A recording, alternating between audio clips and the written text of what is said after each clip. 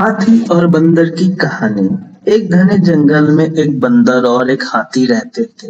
हाथी बड़ा शक्तिशाली था। वो बड़े बड़े पेड़ों को एक ही झटके में उखाड़ देता था। बंदर काफी दुबला पतला, लेकिन वो बड़ा ही फुर्तीला और तेज था। दिन भर बंदर जंगल के पेड़ों पर उछल कूद करता रहता था। बंदर और हाथी दोनों को अपने गुणों पर बड़ा ही घमंड था। दोनों ही एक दूसरे से खुद को ज्यादा अच्छा मानते थे। इसी वजह से दोनों में हमेशा बहस होती थी। उसी जंगल में एक उल्लू भी रहता था, जो अक्सर बंदर और हाथी की हरकतें देखता था। वह इन दोनों के लड़ाई झगड़े से परेशान हो गया था। एक दिन उस उल्लू ने उन दोनों से कहा, जिस तरह तुम दोनों लड़ते हो, उससे कोई फैसला नहीं होने वाला है। तुम दोनों एक प्रतियोगिता के जरिए आसानी से यह फैसला कर सकते हो कि तुम दोनों में से सबसे शक्तिशाली कौन है। बंदर और हाथी दोनों को उल्लू की बात अच्छी लगी। दोनों ने फिर एक साथ पूछा, इस प्रतियोगिता में क्या करना होगा।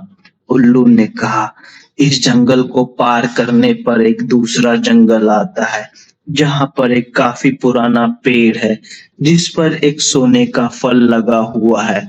तुम दोनों में से उस सोने के फल को जो पहले लाएगा, उसे ही इस प्रतियोगिता का विजेता माना जाएगा और असल मायने में सबसे शक्तिशाली कहलाएगा। उल्लू की बात सुनते ही बंदर और हाथी बिना कुछ सोचे समझे दूसरे जंगल की तरफ निकले।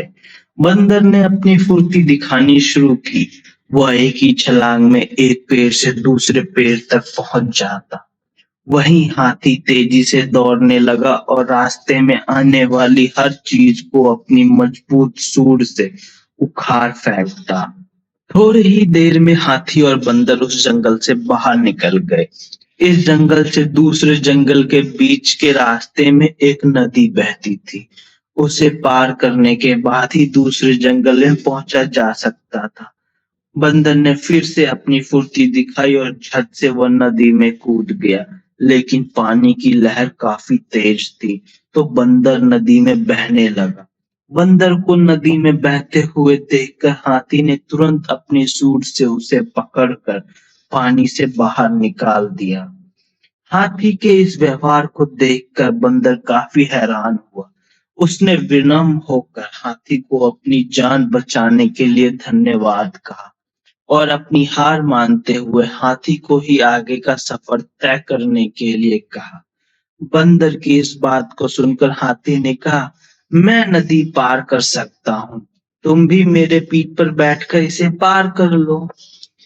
बंदर हाथी की बात मान गया और वो हाथी के पीठ पर बैठ गया। इस तरह दोनों ने नदी पार कर ली और दूसरे जंगल में पहुंच गए। फिर दोनों ने मिलकर सोने के लगे हुए फल वाले पेड़ को भी खोज लिया। सबसे पहले हाथी ने अपनी सूंड से उस पेड़ को गिराना चाहा, लेकिन वह पेड़ काफी मजबूत था। हाथी के प्रहार से वह पेड़ नहीं उखड़ा। फिर हाथी ने निराश होकर कहा, मैं अब ये फल नहीं तोड़ सकता। बंदर बोला, चलो मैं भी एक बार कोशिश करके देखता हूँ। बंदर फुर्ती से उस पेड़ पर चलने लगा और उस डाली पर पहुंच गया जहां पर सोने का फल लगा हुआ था। उसने उस फल को तोड़ लिया और पेड़ के नीचे उतर गया।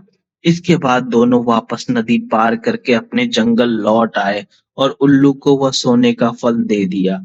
फल पाने के बाद उल्लू जैसे ही इस प्रतियोगिता के लिए विजेता का नाम बोलता, वैसे ही बंदर और हाथी ने मिलकर उसकी बात को रोक दिया।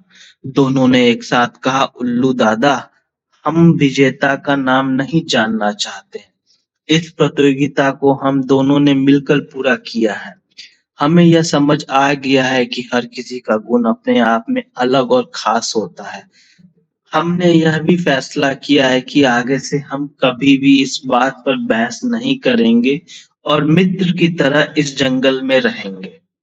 उल्लू को बंदर और हाथी की बात सुनकर काफी खुशी हुई। उसने दोनों से कहा, मैं तुम्हें यही समझाना चाहता था कि सभी एक दूसरे से अलग होते हैं। अलग अलग गुण और अलग अलग शक्तियां ही हमें एक दूसरे की मदद करने के लिए काबिल बनाती है। साथ ही हर किसी की अपनी कमजोरियां भी होती है, इसलिए एक दूसरे के साथ मिलकर रहना ही सबसे अच्छा होता है। उसी दिन से हाथी और बंदर दोनों मित्र हो गए। वह जंगल में खुशी से रहने लगे। कहानी की सीख।